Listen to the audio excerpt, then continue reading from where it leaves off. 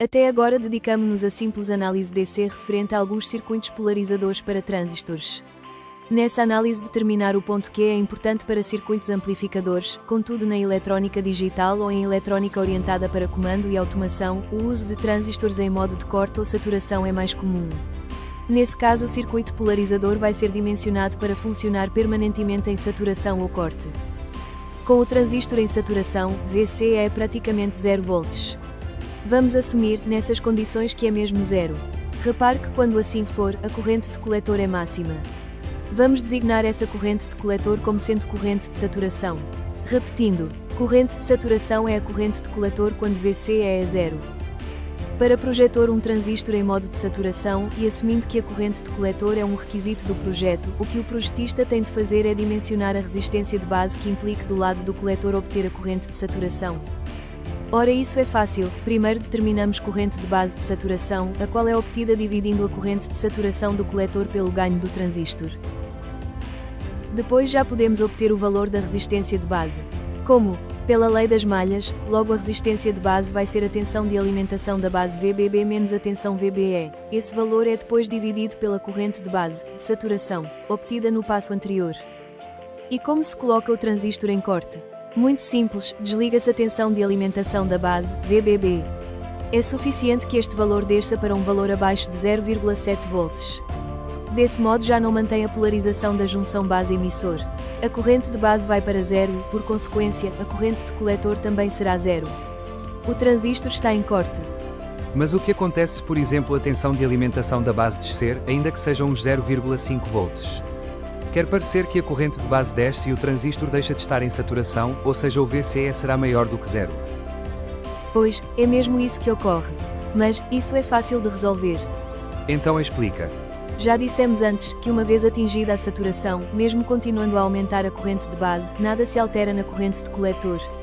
Com base nisso, uma vez conhecida a corrente de base que coloca o transistor em saturação, multiplicamos esse valor por 2. Isso já deverá garantir que oscilações, da tensão de alimentação, por exemplo, nunca façam a corrente de base descer abaixo do valor limite. Mas existe ainda outra regra mais segura. O da saturação forte. Em vez de multiplicar a corrente de base de saturação por 2, multiplica-se por 10. É a chamada saturação forte. Depois é só calcular a resistência de base que satisfaz esse valor de corrente. Vamos ver aplicações. Considere o circuito da figura. Trata-se de um LED acionado por transistor. O comutador na base faz alternar o transistor em modo de corte e saturação.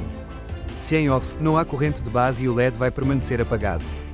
Se em off, a base tem tensão de alimentação, logo há corrente de base. Por consequência, há corrente de coletor e o LED está aceso.